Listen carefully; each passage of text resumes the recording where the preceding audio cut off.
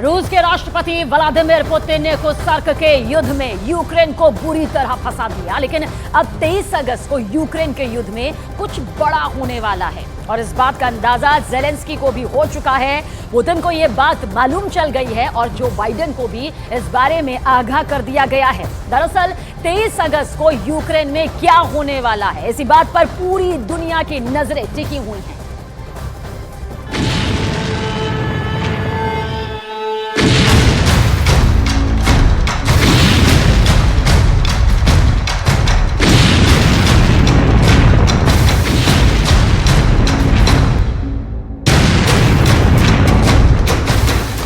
ये आग कब बुझेगी?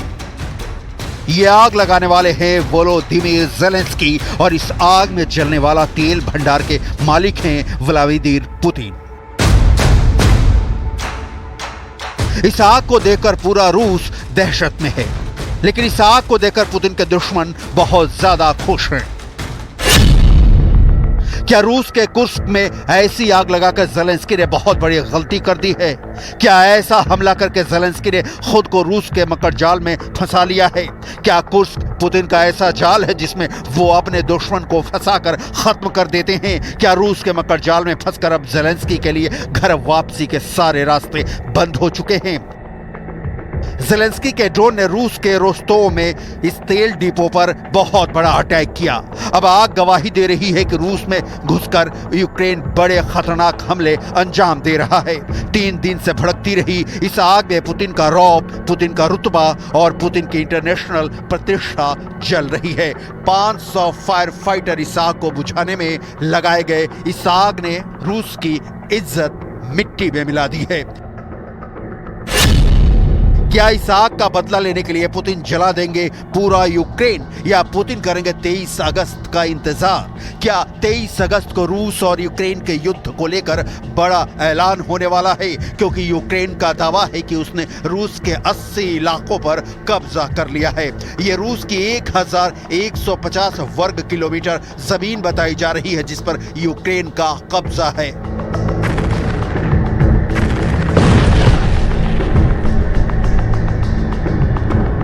यूक्रेन के एक्शन को लेकर भारत पर इस वक्त पूरी दुनिया की नजर है। प्रधानमंत्री नरेंद्र मोदी 23 अगस्त को यूक्रेन का दौरा करने वाले हैं। 21 और 22 अगस्त को पोलैंड की यात्रा के बाद नरेंद्र मोदी यूक्रेन जाएंगे।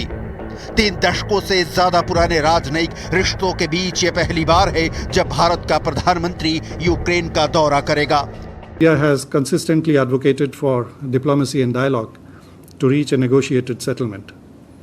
India had attended the Summit on Peace in Ukraine, hosted by Switzerland in June this year. इससे पहले प्रधानमंत्री नरेंद्र मोदी और ज़ेलेंस्की की मुलाकात जून 2024 में हुई थी, जब इटली में G7 बैठक के दौरान दोनों लीडर मिले थे। वहीं 2023 में दोनों की मुलाकात जापान में हुई थी, जब हिरोशिमा में G7 की बैठक हुई थी। दोनों ही मुलाकातों में भारत ने शांति कायम करने पर जोर दिया था। लेकिन इस वक्त ज़ेलेंस्की की फौज ने रूस के अंदर कोहराम मचाया हुआ है। कुर्स्क में बहुत खतरनाक युद्ध चल रहा है। पुतिन और ज़ेलेंस्की की सेना पॉइंट ब्लैंक रेंज पर जंग लड़ रही है। रूस का दावा है कि उसने यूक्रेन के अब तक 1,500 से ज्यादा सैनिकों को मार गिराया है और अब उसकी पूरी फोर्स की सप्लाई लाइन काटने के बाद रूस का फोकस ज़ेलेंस्की को बड़े जाल में फंसाने पर है, ताकि यूक्रेन बिना शर्त के रूस के सामने सरेंडर कर दे। इसीलिए सवाल है कि क्या रूस के कुर्स्क में घुसकर ज़ेलेंस्की ने बहुत बड़ी गलती कर दी है? क्या कुर्स्क में हमला करके ज़ेलेंस्की ने खुद को रूस के मकर जाल में फंसा लिया है? क्या कुर्स्क पुतिन का ऐसा जाल है जिसमें वो अपने दुश्मन को फंसाकर उसका दम घोट देते हैं? क्या रूस के मकर जाल में फंसकर अब यूक्रेन की सेना को मौत के घाट उतार दिया जाएगा? और इसीलिए कहा जा रहा है कि ज़ेलेंस्की के लिए अब घर वापसी के सारे रास्ते बंद हो चुके हैं। कुर्स्क में हमला करना ज़ेलेंस्की की सबसे बड़ी गलती कही जा रही है। कुर्स्क में सेम नदी पर बने पुल को टारगेट बनाया गया। बताया जा रहा है कि यूक्रेन ने यह हमला अमेरिका से मिले हाई मास रॉकेट से किया। यह उस पुल की सैटेलाइट तस्वीर है। बीच में पुल पूरी तरह ढह चुका है, रास्ता कट चुका है और यही ज़ेलेंस्की का सबसे बड़ा प्लान है। यूक्रेन का मकसद है कि इससे पहले कि रूस उसकी सप्लाई लाइन काटे, यूक्रेन रूस की रसद पर पहरा डाल दे, क्योंकि पुतिन ज़ेलेंस्की को अब माफ नहीं करेंगे, ये बात पक्की है। रूस के कुर्स्क में ज़ेलेंस्की के इस टैंक को देखिए, ये रूस की पोजीशन पर हमला कर रहा था, लेकिन ऊपर से इसकी रिकॉर्डिंग कर रहा था पुतिन का ड्रोन। रूस ने इसे फौरन टारगेट कर लिया और फिर इस टैंक से आ टकराया लेंसन ड्रोन। इसके बाद यह टैंक चलता रहा और फिर ऐसा धमाका।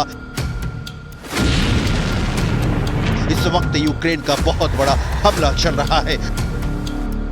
कुछ जगह इस हमले को नाकाम कर दिया गया, तो कुछ जगह ज़ेलेंस्की की फौज नाटो की मदद से काफी आगे तक बढ़ चुकी है। ये बात रूस ने भी मानी है।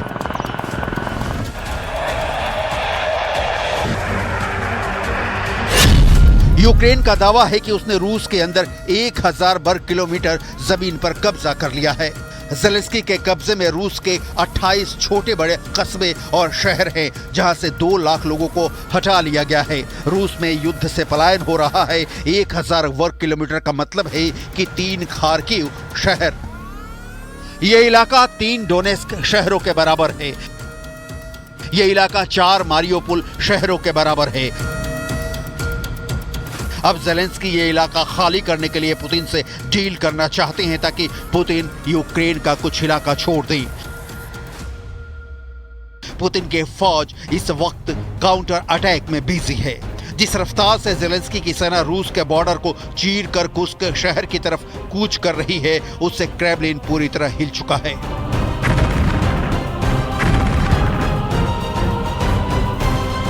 Цілком справедливо знищувати російських терористів там, де вони є, там, звідки вони завдають своїх ударів. Російські військові аеродроми, російську логістику. І ми бачимо, яку користь для наближення миру це може принести. Росію потрібно примушувати до миру, якщо вже Путін так хоче й далі воювати. रूस की फोर्स लगातार ऐसे इलाकों में मोबिलाइज कर रही है जहां यूक्रेन की सेना सबसे ज्यादा हमलावर है। पुतिन के लिए यह खून के घूंट पीने जैसा है। इसमें कोई शक नहीं कि यूक्रेन से ऑपरेशन कुर्स्क ने पुतिन को बहुत गहरा सदमा दिया है। रूस का कुर्स्क इलाका यूक्रेन के उत्तर पूर्व बॉर्डर से लगा हुआ है। 6 अगस्त को यहां ज़ेलेंस्की की सेना बॉर्डर पार करके रूस में घुस गई। इसे यूक्रेन का ऑपरेशन कुर्स्क कहा जा रहा है। ये रूस के खिलाफ ज़ेलेंस्की का अब तक का सबसे बड़ा बदला है, जिसने पुतिन की साख पर बड़ी चोट पहुंचाई है। Now there are many questions remaining about the strategic value of this territory. Why would Ukraine launch an operation like this at this point in the war when their soldiers are outmanned in the Donetsk region, which is Russia's main effort in this war at the moment? Sure, it makes Putin look bad. It might even strengthen Kyiv's hand in any future negotiation, but at what cost? Evidence is already emerging that Ukrainian forces are suffering casualties. They're losing manpower resources that they simply cannot afford to lose. रूस के मुताबिक operation Kursk में Ukraine के करीब 1500 सैनिक शुरुआती 6 दिन के दौरान ही मार डाले गए। ज़ेलेंस्की भी जानते हैं कि पुतिन कुर्स्क को लेकर डील नहीं करेंगे। ऐसे में ज़ेलेंस्की की सेना के लिए कुर्स्क मौत का बड़ा कुआं साबित होने का खतरा है। ज़ेलेंस्की के लिए बड़े झटके वाली बात यह है कि पुतिन ने अब 1.5 गुना ताकत से लड़ने की बात कही है। पुतिन ने अपने अंदाज में बता दिया है कि ज़ेलेंस्की से कोई डील नहीं होगी और यूक्रेन का ऑपरेशन कुर्स्क के लिए बहुत बड़ी कीमत चुकानी होगी।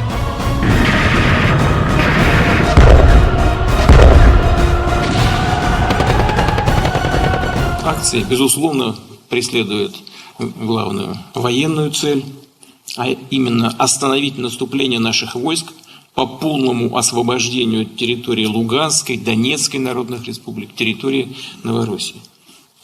И что? Что происходит на линии боевого соприкосновения? Каковы результаты? Темпы наступательных операций российских вооруженных сил, добровольцев, ветеранов не только не снизились, а наоборот увеличились. पुतिन की फोर्स इस वक्त कुर्स्क के अलावा बेलगरद और ब्रयांस्क में बहुत ज्यादा एक्टिव है। जहां तोप की कमी है वहां तोप पहुंचाई जा रही है, जहां टैंकों की जरूरत है वहां टैंक तैनात किए जा रहे हैं। ये बात तो तय है कि ज़ेलेंस्की ने रूस के अंदर खलबली मचा दी है।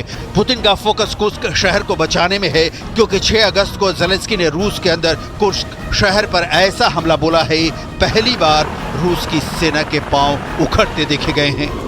Тільки від початку цього літа і тільки з районів Курської області по нашій Сумщині було завдано майже 2000 ударів. Артилерія, міномети, дрони. Ми фіксуємо і кожен ракетний удар.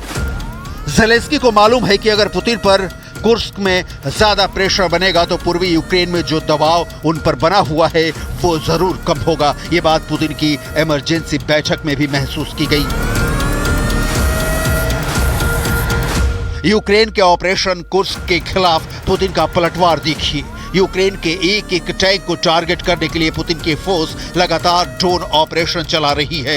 यूक्रेन के एक एक टैंक को खत्म करने का ऑर्डर मिला है। यूक्रेन की कौन सी बख्तरबंद गाड़ी कहां छुपी है, किस इलाके में उसके टैंक एक्टिव हैं, इसे लेकर हाई कमान ने स्पेशल दस्तों को तैनात किया है। चौंकाने वाली बात यह है कि जो पुतिन खार्किव और सुवै पर कब्जा करने की प्लानिंग कर रहे थे, अब वो कुर्स्क को बचाने की लड़ाई लड़ रहे हैं।